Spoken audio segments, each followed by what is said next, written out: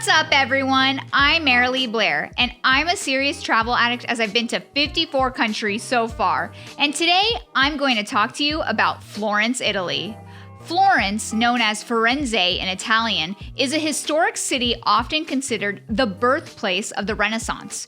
During the 14th to 16th centuries, Florence flourished as a center of art, literature, philosophy, and science. It also holds the most magnificent architecture from various periods like the Florence Cathedral, aka the Domo, which is an iconic landmark of Florence, with its impressive dome that showcases the city's medieval and Renaissance splendor.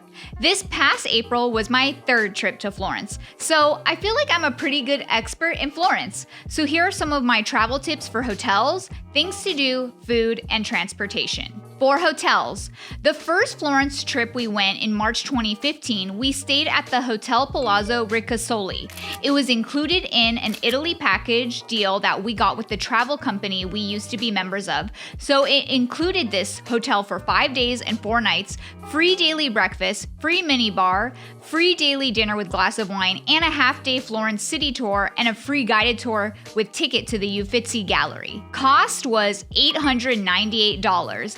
And we used my husband's reward points in the club, so it only cost us $658 for 2 people, which comes out to $329 a person, which for the 2 of us for hotel and all these meal and activity inclusions was a really incredible deal.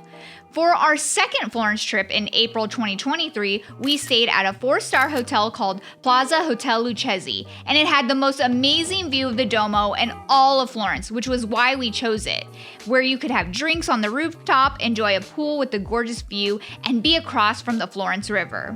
For our superior double room with a view, it cost $1947.50 for 8 days and 7 nights, which was about $278 a night, which isn't bad for a 4-star hotel in a great location in Florence, with a great view and updated amenities in the room, like a mini phone iPad in the room as you have your own guide of things to do, places to eat, and a map you can use to get around Florence, and be able to contact the hotel front desk easily.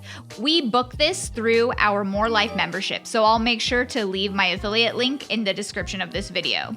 Here are my top 10 things and tours to do in Florence. Number 1, the Duomo. You have to explore the magnificent Florence Cathedral, known for its iconic red dome designed by Brunelleschi. And if you're feeling adventurous, you can even climb to the top of the dome for breathtaking views of the city. Also enjoy the adjacent Giotto's Campanile and the baptistry with its famous bronze doors that are walking distance from the Duomo. They are must-see attractions. Plus the Palazzo Vecchio, Palazzo Pitti, and numerous churches and places that showcase the city's medievals and Renaissance splendor.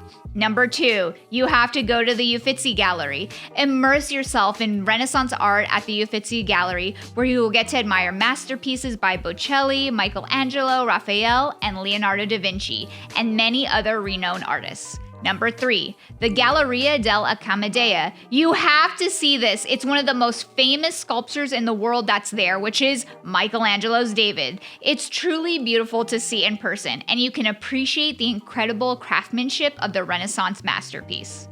Number 4, the Basilica of Santa Maria Novella. Visit the Basilica for a beautiful Gothic and Renaissance church known for its striking facade and exquisite artwork. Number 5, the Pitti Palace and Boboli Gardens. Explore the opulent Pitti Palace, once the residence of the powerful Medici family. You can wander through its lavish rooms and visit the Boboli Gardens, a stunning example of Italian Renaissance gardens. Number 6, Florence's Historic Center. Wander through the charming streets and squares of Florence's historic center by exploring the Piazza del Signoria, Ponte Vecchio, Piazza del Domo, and Piazza El Santa Croce. Take in the architecture, people watching, and lively atmosphere. Number 7, Piazza Michelangelo.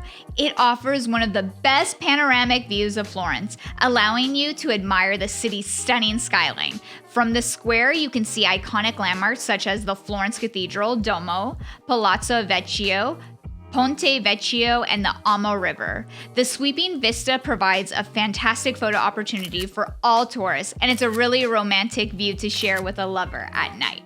Number 8, Do a day trip to Pisa, Tuscany, Siena, and San Gimignano because it offers a diverse range of experience from iconic landmarks to rural beauty, allowing you to capture the essence of Tuscany and its rich cultural heritage. Visiting the Leaning Tower, the Domo, and the baptistry in Pisa allows you to appreciate the architectural marvels and the history of Pisa. Tuscany is renowned for its culinary delights, including exquisite wines, olive oil, cheese, and hearty Tuscan cuisine. And Siena is a medieval gem known for its preserved historic center and stunning Gothic architecture. And San Gimignano is a small walled hilltop known for its medieval towers that dot the skyline. I'll include that Get Your Guide link for the tours we did for this in the description of this video. Number 9. Do a day trip to the magical Cinque Terre. Cinque Terre is a breathtaking and unique destination located in the Italian Riviera. Cinque Terre, which translates to 5 lands, is comprised of 5 colorful fishing villages perched along the rugged coastline. I will also include the Get Your Guide links for this tour as well. And number 10, you have to book a day trip to Venice. We booked our own trains to go to Venice through the Omio app, and we walked to the train station from our Florence hotel to be able to have as much time in Venice as we wanted by choosing our train times. Visiting Venice for the day allows you to capture the essence of this extraordinary, magical floating city. Experience its unique charm and witness its architectural wonders. Whether it's wandering through the narrow streets, cruising along the canals, or savoring Venetian cuisine, a day in Venice promises to be an unforgettable experience. For food, drinks in Florence. You have to enjoy drinks and snacks at Imperio Rooftop Bar, overlooking all of Florence, located at our hotel, Plaza Hotel Lucchesi. It's so romantic and the view is absolutely amazing. Have lunch at Ettore Ristorante. I got a salad and Mike got a really yummy pasta here. It has a lot of reviews and gets packed for dinner. Coffee and pastries at Manchetti. It's always packed and it's so good. I love their cappuccino the most in Florence, so I got one here almost every day. And they have really good dessert too. Dinner at dell'Accommoda Pizzeria. They have really good pizza that Mike loved and I enjoyed a really good salad. You have to get lunch at the famous sandwich shop, Al Antrinco Vigno. There are 3 to 4 different spots in Florence and they will get packed as it has the most reviews, but it is truly worth the hype. You have to get a sandwich here. They are that good. You have to get dinner at Gusta Pasta. They have the famous heart-shaped pizza. They have also very long lines, but again, it's worth the wait. Dinner at Riviore. It's a nicer restaurant with such cute pink seats and dining right in the main plaza where Uffizi Museum is, and it had a nice view and fun, aesthetically pleasing atmosphere. Plus, they are famous for their desserts too, and you can go to their dessert shop right across to order dessert from their menu. Dinner at Trattoria Zaza. Oh my God, this place was one of my favorite meals of the entire Florence part of our trip. Mike found it because it had a lot of reviews and I got a delicious fish and he got a really yummy steak. So make sure to get an Aperol Spritz or a Negroni while in Italy. Mike got his Aperol Spritz here. It's really popular to get an Aperol Spritz from one of the restaurants where the Domo is, so you can get one there. Lunch at Piazza Napoli 1955 also had a lot of reviews, and we got another famous heart-shaped pizza, which was really yummy. This was actually Mike's second favorite pizza place of the trip. I also enjoyed a great latte, smoothie, and healthy salad bowls from Base V Juicery if you want healthier options. We also had dinner at Trattoria Del Auste. It's the world's 101 best steak restaurant, so Mike was so happy. He got a really yummy steak and I got some mussels, amazing white beans and veggies. So even though I don't eat meat, their beans and mussels were so good. Then we got dessert at Nino, which is right across from where the steak restaurant is. They give a lot of free samples, so Mike and I went back after dinner from the steak restaurant to get more of their delicious chocolates. Just everything was so good.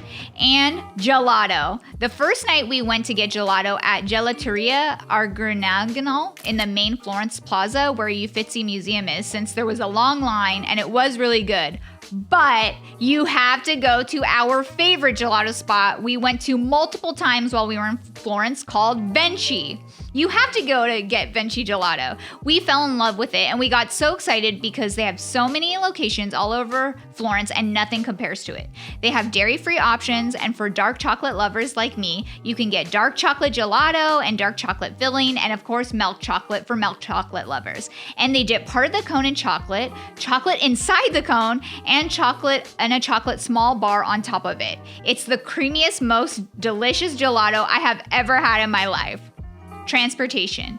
We took a taxi from Florence Airport to our hotel, which was 25 euros, and a taxi from our hotel to the Florence train station, which was also 25 euros. And we used the Omio app to book our trains for day trips. For the majority of the time we were in Florence, we mainly walked to get around to restaurants, train stations, and to all the tourist things and shops we wanted to do, because it was just easier for us and we just love walking in Europe. So I highly recommend just utilizing walking. You'll save money and it's a great way to explore everything.